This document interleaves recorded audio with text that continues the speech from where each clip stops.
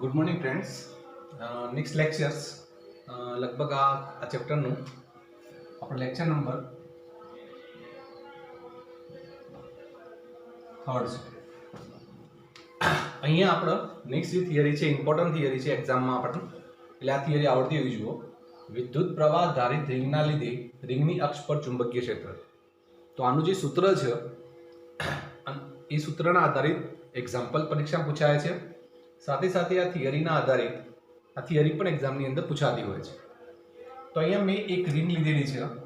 આ રિંગ કેવી છે? જો વીજ પ્રવાહ ધારિત, મતલબ માની લઈએ આપણા રિંગમાંથી વહેતો પ્રવાહ આઈ લઈએ છે, તો આપણે અહીંયા આકૃતિમાં એક દિશા બતાવેલી છે, એ રીતે રિંગમાંથી વિદ્યુતીય પ્રવાહ પસાર થાય છે। આ રિંગનું સેન્ટર છે અને અહીંયાથી આ રિંગની અક્ષ હશે।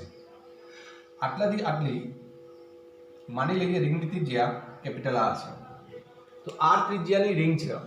આ રિંગની અક્ષ આ થાય અને અક્ષ પરનું કોઈ બિંદુ, એટલે આપણે ધારો કે અહીંયા કોઈ બિંદુ લઈ લઈએ, આટલે એક બિંદુ લઈ લઈએ, બિંદુ પી, અને બિંદુ પી આગળ ચુંબકીય ક્ષેત્ર મેળવવું છે। અહીંયા રિંગનું જે કેન્દ્ર છે એને આપણે ઓ નામ આપી દઈએ। ઓ થી બિંદુ પી નું અંતર એ એક્સ અંતર છે, તો આપણે એ અંતર પણ ધારી લઈએ છીએ। હવે આ એકચ્યુઅલી આકૃતિ દ્વિપરિમાણિક થાય, તમારે આને ત્રિપરિમાણિકમાં સમજવી પડે।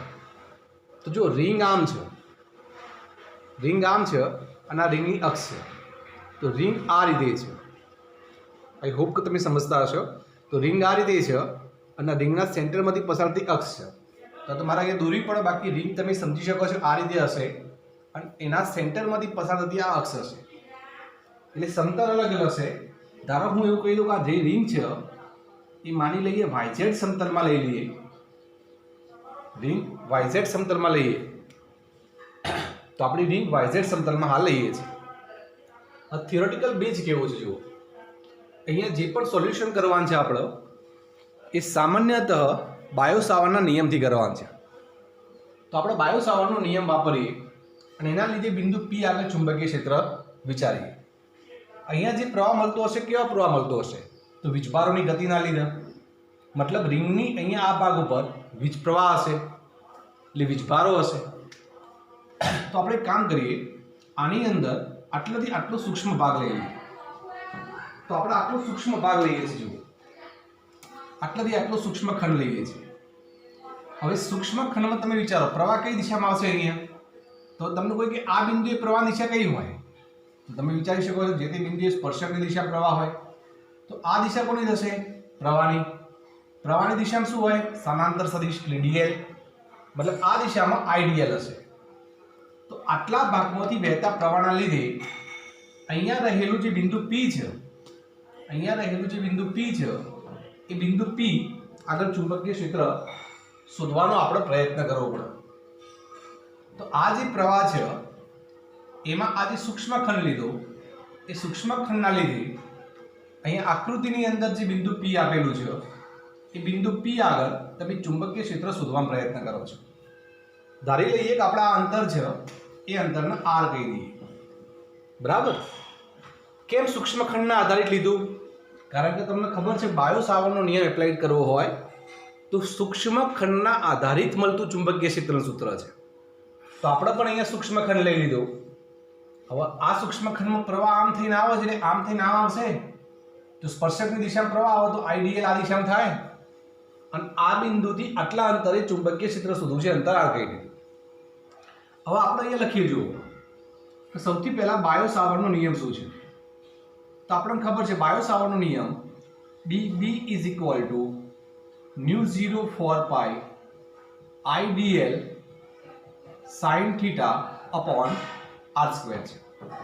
આ સામાન્ય રીતે બાયો સાવર્ટનો નિયમ છે। હવે અહીંયા થીટા શું છે? જુઓ આ થીટાનો અર્થ શું છે એ ખબર હોવી જોઈએ, એના માટે બાયો સાવર્ટ ખબર પડતી હોવી જોઈએ। થીટા એ કોના વચ્ચેનો ખૂણો હતો યાદ છે? આઈડીએલ અને આર વચ્ચેનો।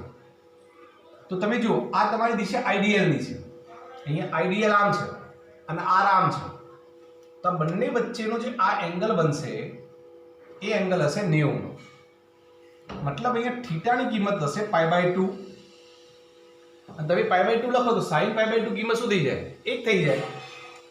તો તમારું સમીકરણ શું વધશે? અહીંયા μ0 4 પાઈ IDL अपॉन R². આ તમને ચુંબકીય ક્ષેત્રનું સમીકરણ મળશે. ધારો કે આપણે આને કહી દઈએ સમીકરણ નંબર 1. હવે એના લીધે ચુંબકીય ક્ષેત્રની દિશા કઈ રહેશે? તમે વિચારો, આ રીતે આ બિંદુએ ચુંબકીય ક્ષેત્ર શોધવું છે. આ સૂક્ષ્મ ખંડ છે, તો વિદ્યુતીય ક્ષેત્ર શોધતા હોય તો સીધું નીકળે. તમને ખબર હશે, આ રીતે આપણે વાત કરતા હતા, આપણો પ્લસ ક્યુ વીજભાર છે. આ પ્લસ ક્યુ વીજભારની આસપાસ એનું વિદ્યુતીય ક્ષેત્ર છે.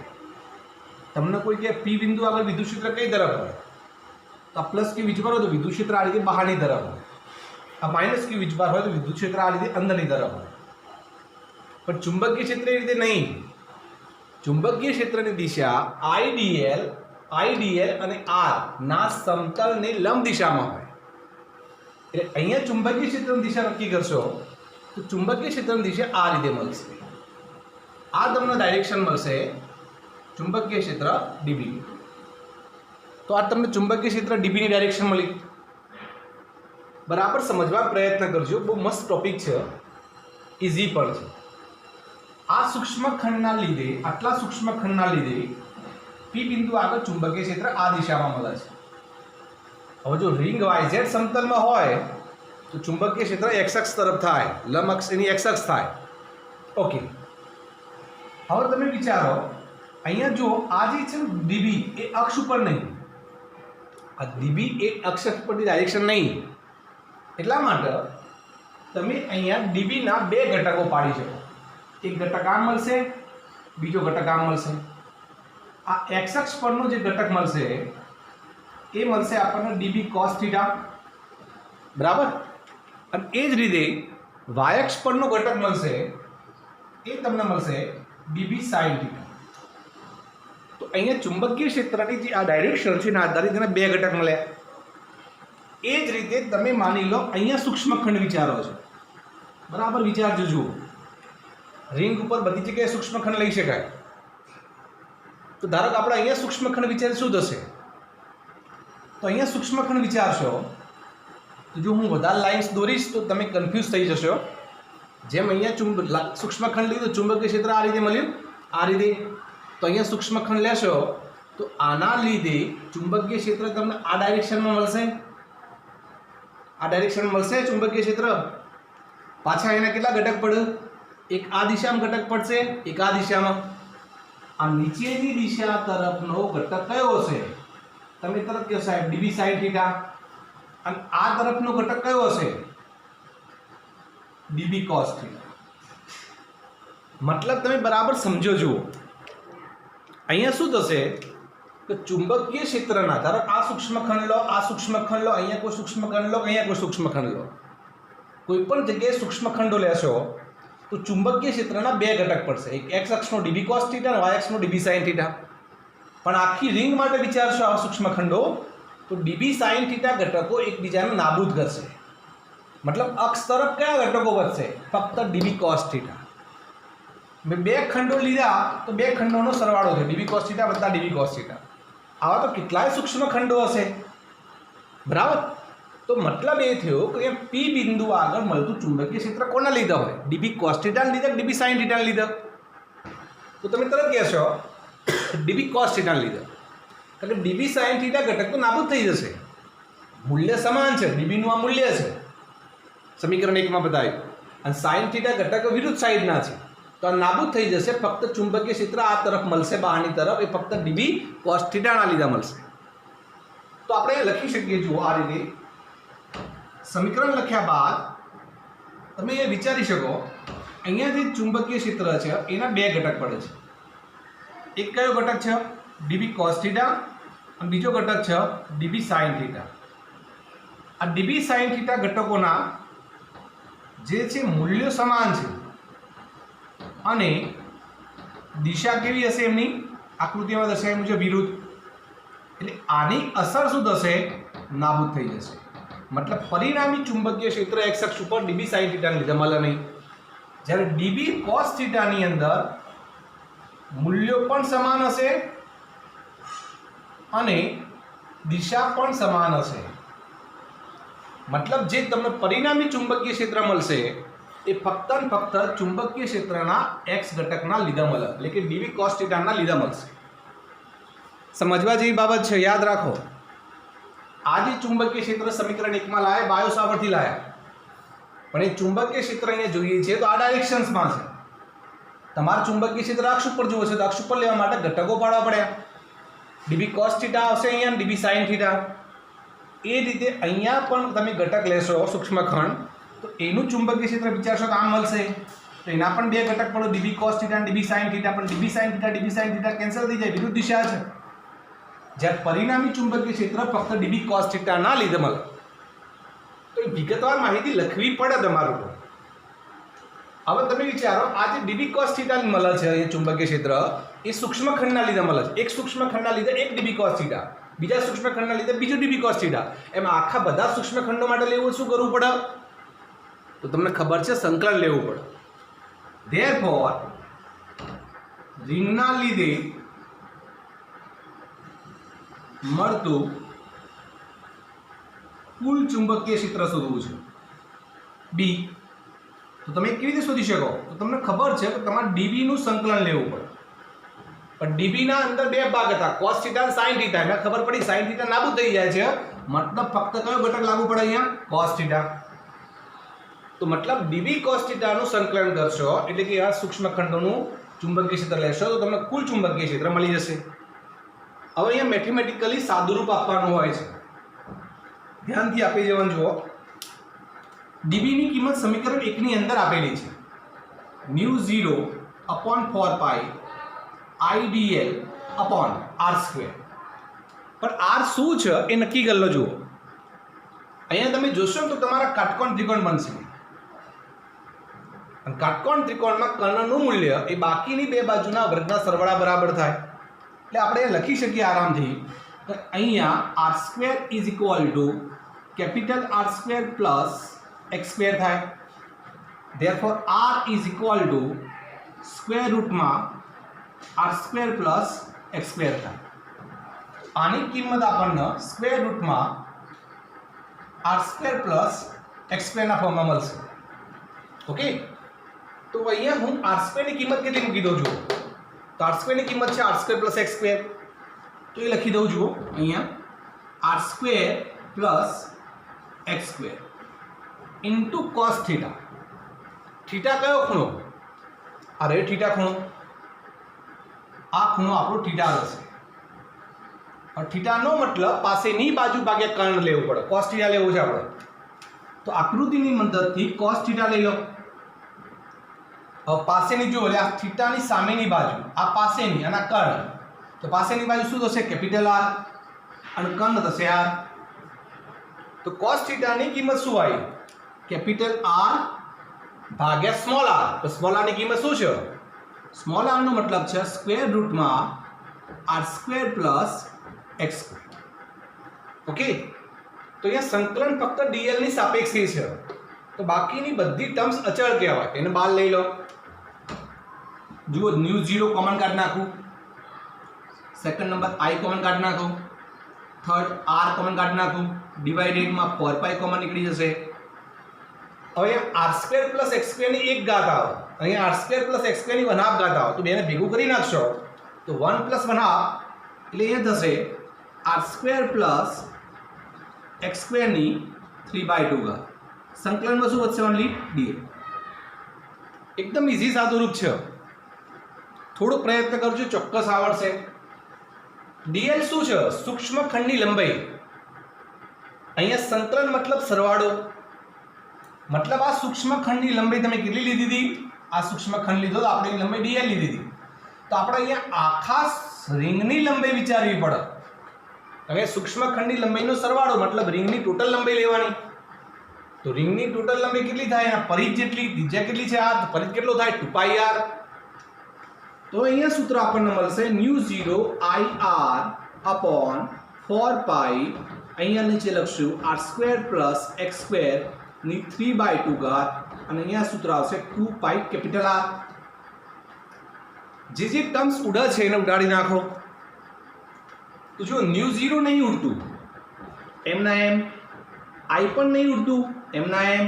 આર પણ નહીં ઉડતું એમના એમ 2 and 2 તો 4 નીચે ઉડી જશે એટલે 2 વધશે પાઈ પાઈ કેન્સલ અહીંયા આર મલ્ટીપ્લાયમાં થઈ જશે એટલે આર સ્ક્વેર થશે અહીંયા 2 પાઈ તો ઉડી ગયો R square plus X square 3/2 આ તમને ચુંબકીય